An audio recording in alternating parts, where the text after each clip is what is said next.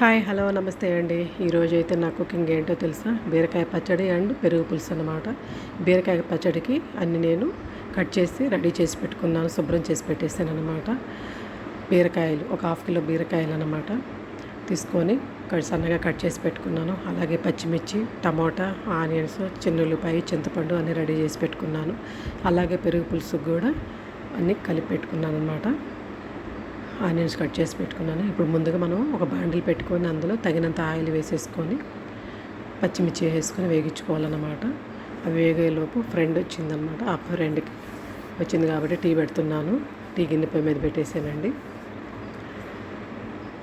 ఇప్పుడు ఈ డికాషన్ ఉడికేలోపు మనం పచ్చిమిర్చి వేగుతూ ఉందన్నమాట. అవి వేగిన తర్వాత రోటి పచ్చడి చేయమని మా వారు అడుగుతూ ఉంటాడనమాట. నేను మాత్రం రోటి పచ్చడి కాదు, ఒక్కోసారి చేయాలని ఇంట్రెస్ట్ ఉంటుంది, ఒక్కోసారి ఏంటంటే మనకి హడావుడిగా ఉన్న టైంలో టైం అయిపోతుంది అనుకున్నప్పుడు అయితే మిక్సీ వేసేస్తాను, లేదంటే రోట్లోనే చేస్తానండి. ఆల్మోస్ట్ రోటి పచ్చడి ఎక్కువ ఉంటుంది, 90%, 10% అయితే మిక్సీ వేస్తాను. ఇప్పుడు మనం పచ్చిమిర్చి వేగాయి అనమాట. ఆ వేగిని పక్కన పెట్టేసుకొని మళ్ళీ కొంచెం ఆయిల్ వేసుకొని మన బీరకాయ ముక్కలన్నీ వేసి వేగించుకోవాలన్నమాట. అది చిన్న మంట పెట్టాను. ఈలోపు డికాషన్ ఉడికాయి.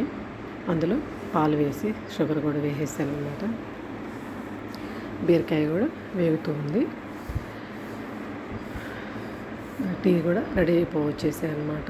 ఈలోపు బీరకాయ చిన్న మంట మీద మగ్గనిచ్చి అది మగ్గుతూ ఉంది, టీ ఉడుకుతూ ఉంది. ఈలోపు పెరుగులు, పసుపు, సాల్ట్, ఆనియన్ అన్నీ వేసి కలిపి పెట్టేసుకున్నాను అనమాట. అది రెడీ చేసి పెట్టుకున్నాను. దానికి ఏముందండి, త్వరగా అయిపోద్ది, పోపు పెట్టుకోవడమే కాబట్టి. ఇప్పుడు మనకి బీరకాయ ముక్కలు కూడా వేగిపోయినాయి అనమాట. అవి కూడా తీసి పక్కన పెట్టేసుకొని టమోటాలు 2 టమోటాలు కట్ చేసి పెట్టుకున్నాను. ఆ టమోటా వేసి వేగించుకోవాలన్నమాట. అవి వేగేలోపు నేనైతే పెరుగు పులుసుకి పోపు పెట్టేసుకున్నాను. పోపులో తెలిసిందేగా అందరికీ, పోపు దినుసులన్నీ వేసేసుకోవాలన్నమాట. అందులో ఇంగువ కూడా వేసుకోవాలన్నమాట. పెరుగు పులుసుకి ఖచ్చితంగా ఇంగువ వేసుకుంటేనే బాగుంటుంది. అందులో ఏముంది, జీలకర్ర, ఆవాలు, శనగబేడలు, ఎండుమిర్చి, ఆనియన్, పచ్చిమిర్చి, ఒక 4 పచ్చిమిర్చి సన్నగా కట్ చేసి పెట్టుకున్నాను అనమాట. అవి కూడా వేసి మొత్తం కరివేపాకు మొత్తం వేసి ఒకేసారి ఇంగువ కూడా వేసేసాను. వేసి మొత్తం ఒకేసారి వేగిచ్చేసుకున్నాను అనమాట. అవి వేగేలోపు టమాటా కూడా వేగిపోతుంది అనమాట. అలా వేగిన తర్వాత మనకి పెరుగులో కలిపెట్టుకున్న పెరుగులో ఈ పోపు వేసి కలుపుకోవటంలో మనకి పెరుగు పులుసు రెడీ అయిపోయింది. చూసారా, ఈ పెరుగు పులుసు అలాంటివి అయితే తొందరగా వంట అయిపోతుందండి. మనకి వేరే కూరలు అంటే చాలా టైం పడుతుంది. ఇప్పుడు మన టమాటా కూడా వేగిపోయింది. ఇంకేముంది, మిక్సీ జార్ తీసుకొని మిక్సీ వేసుకోవటం అనమాట. ఏముంది, 2 మినిట్స్లో మనకి మిక్సీలో మెదిగిపోతుంది. దంచడం అయితే లేట్ అవుతుంది కాబట్టి పచ్చిమిర్చి, సాల్ట్ వేసుకొని అలాగే చింతపండు కూడా ఉడికించుకున్నాను. చింతపండు అయితే నేను గట్టిగా ఉంటుందని చెప్పి అలా వాటర్లో ఉడికించుకొని వేస్తానన్నమాట.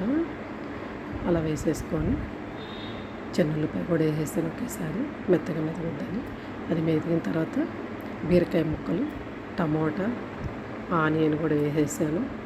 ఏం లేదండి, లైట్గా అలా 2 తిప్పులు అలా తిప్పేసాను. మెత్తగా అయిపోయింది అనమాట. మరి మెత్తగా అయినా అస్సలు బాగోదు. మనకి ఏంటంటే ముక్కలు ముక్కలుగా ఉండాలి, బీరకాయ కానీ ఆనియన్ కానీ మొత్తము. ఓకే, మనకి పచ్చడి కూడా రెడీ అయిపోయింది. పెరుగు పులుసు, బీరకాయ పచ్చడి కాంబినేషన్ మీలో ఎంతమందికి ఇష్టమో కామెంట్ చేయండి. నాకైతే చాలా ఇష్టం అన్నమాట. చూసారా, ఈరోజు వంట రెడీ అయిపోయింది. నచ్చితే లైక్ చేయండి.